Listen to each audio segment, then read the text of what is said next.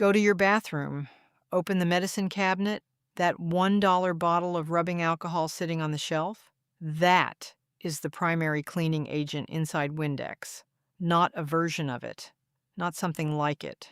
The same chemical, isopropyl. It is the first functional ingredient on the label. Windex costs $4 to $6. That bottle costs $1. The chemistry is identical, and here is what should bother you. In Japan, home economics students learn to clean glass with rubbing alcohol, not as a clever shortcut, as standard curriculum. A Japanese grandmother knows what 3 generations of American consumers were never taught. By the end of this video, you will have the exact 4-ingredient formula, the correct wiping technique, the science behind why it works, and the one surface you should never use it on. Let me show you exactly why this works and why you were never told. Welcome to this channel. What we do here is simple. We read the label. We follow the chemistry. We ask why a $1 solution gets repackaged and sold back to you for $6. If that sounds like the kind of thinking you want in your feed, subscribe. Not because I need the numbers, because the algorithm buries channels that teach you to stop buying things. Every subscription pushes this information past the filter. That is how this works. You are not a passive viewer here.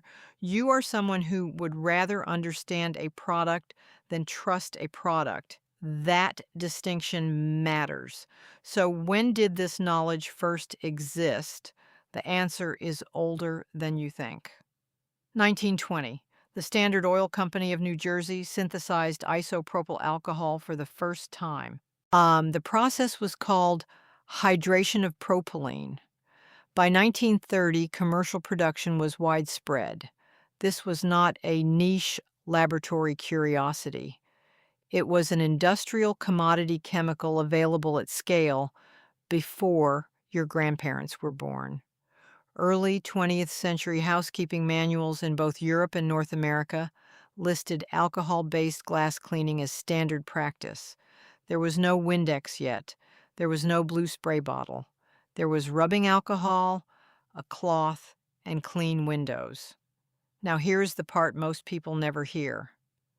Japan incorporated alcohol-based cleaning into its national home economics curriculum. Formally, in schools, students learned the chemistry. They learned the technique. They learned why it works. This was not a folk remedy passed between neighbors. It was institutionalized education. In the United States, home economics was systematically deprioritized over the same decades that branded cleaning products exploded onto the market. Coincidence is a comfortable word, but the timeline is what it is. The chemistry has been known for over a century. Let us look at what that chemistry actually does on a glass surface. What you are watching right now is the surface of the research we do. Inside the vault, we go deeper. Cleaning chemistry is one category. Food preservation is another. Water purification, soil restoration, each one follows the same pattern. A simple, effective, unpatentable solution buried under decades of branded alternatives. No filler, no fluff. Just the research, the sourcing, and the recipe. The link is in the description if you want access to the full library. But right now, stay here. Let us finish what Windex does not want on your kitchen counter. Why do streaks actually form? Streaks are not dirt. That is the first thing to understand.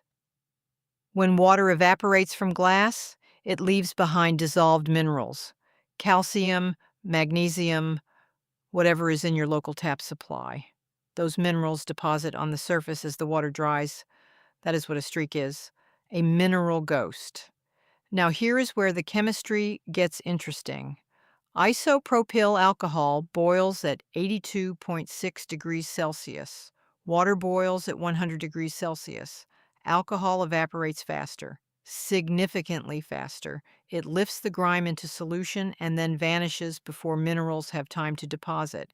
That is the entire mechanism, speed of evaporation. And here is the counterintuitive part. 70% rubbing alcohol outperforms 91% for cleaning glass. Most people assume stronger means better. It does not. The 30% water content in the 70% solution gives the liquid just enough dwell time to dissolve grime before evaporating. 91% flashes off too quickly. It is gone before it finishes working. The water is not a weakness. It is part of the engineering. Add 1 tablespoon of white vinegar, and you introduce a mild acid. Glass surfaces accumulate alkaline mineral deposits over time. The vinegar neutralizes them. 1 single drop of dish soap acts as a surfactant. It breaks surface tension so the solution spreads evenly across the glass instead of beating up. 4 ingredients, each one with a specific chemical function. None of them proprietary, none of them patentable. None of them expensive. Now you know the science. Let us look at the company that has been selling it back to you at a 400% markup. SC Johnson is a privately held company with annual revenue exceeding $10 billion. Windex is one of its flagship products. Pick up a bottle, read the back. The active ingredients are isopropanol, 2-butoxyethanol, and ammonium hydroxide. Isopropanol, that is your $1 rubbing alcohol. Ammonium hydroxide, that is ammonia, which functions almost identically to vinegar as a mineral deposit dissolver. 2-butoxyethanol is a glycol ether solvent. Its cleaning function overlaps significantly with the surfactant role of dish soap. Now look at what else is in the bottle.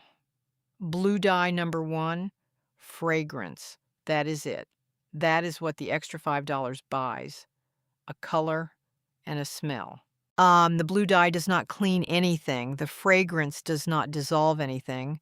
They exist for one reason. They are psychological signals that tell your brain cleaning is happening. The glass cleaner market depends on a single assumption, that you will never flip the bottle over and read the ingredients. Because the moment you do, the entire value proposition collapses. This is not a conspiracy theory, it is a business model. And it is a business model that generates billions, precisely because the gap in awareness never closes. If you are still watching, you are already ahead of the marketing. You are the kind of person who reads ingredient labels. That puts you in a small percentage. If this information is useful, share it. Not for me. For the person in your life who is still spending $6 on blue water. The vault link is below. Now stay here. Before I give you the exact formula, here is what I have to be honest about. This homemade formula replicates approximately 95% of what Windex does, not 100. I need to be direct about the 5% gap. 2-butoxyethanol, that glycol ether solvent in Windex, has a specific edge when cutting aerosolized cooking fats. If your kitchen window sits directly above a stove where you fry food daily, you may notice Windex handles that particular type of grease marginally better. For every other surface and every other type of grime, the performance is functionally identical. There are safety notes you need to hear. Isopropyl alcohol has a flash point of approximately 12 degrees Celsius. It is flammable. Do not spray it near open flames, gas stoves in use, or lit candles. Use it in a ventilated room. Do not use this formula on tinted windows. The alcohol can degrade the adhesive in window tinting film over time. Do not use it on screens with oleophobic coatings. That means most modern smartphones and tablets. The coating is a thin, oil-repellent layer, and alcohol dissolves it. If you have children, label your bottle clearly. Rubbing alcohol is toxic if ingested. These are real limitations. I tell you now so you trust everything else I say. Now, the formula, the technique, and the one mistake that ruins it. You need 4 things. 1 cup of 70% rubbing alcohol, not 91, 70, 1 cup of water. Distilled is ideal because it contains no minerals, but tap works acceptably in most regions. 1 tablespoon of white vinegar, plain white, not apple cider, not balsamic, and 1 single drop of dish soap. 1 drop. More than that creates a film that is worse than the streaks you were trying to eliminate. Combine them in a clean spray bottle. Swirl gently. Do not shake. Shaking creates foam from the soap, and that foam takes time to settle. Total cost. Approximately $1 for 32 ounces. Windex retails at $4 to $6 for 26 ounces. Now the technique. This matters as much as the formula. Use a microfiber cloth, not a paper towel. Microfiber strands are approximately 1/16 the diameter of a human hair. Paper towels leave cellulose lint on glass. That lint catches light and looks like streaks even on a chemically clean surface. The cloth is not optional. Spray the glass. Wipe in vertical strokes or a Z pattern from top to bottom. Never circular. Circular motions redistribute grime in arcs that catch light unevenly. For heavy buildup, use a 2-pass method. First pass loosens, second pass cleans. That is it. Store the bottle away from heat and flame. The solution has an indefinite shelf life. Make it once. Use it for months. Auto detailers use this. Optical labs use this.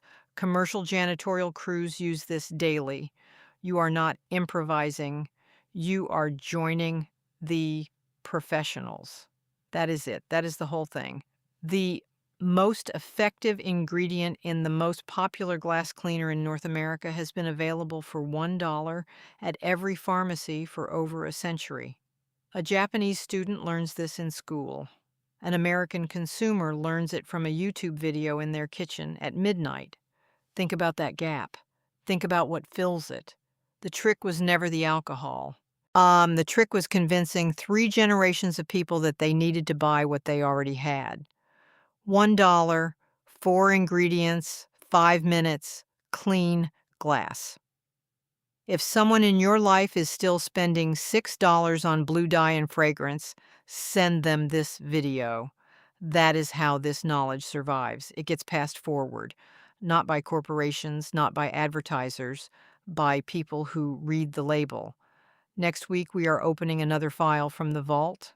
Same pattern, same buried knowledge, same math that does not add up until you see it. I will see you then.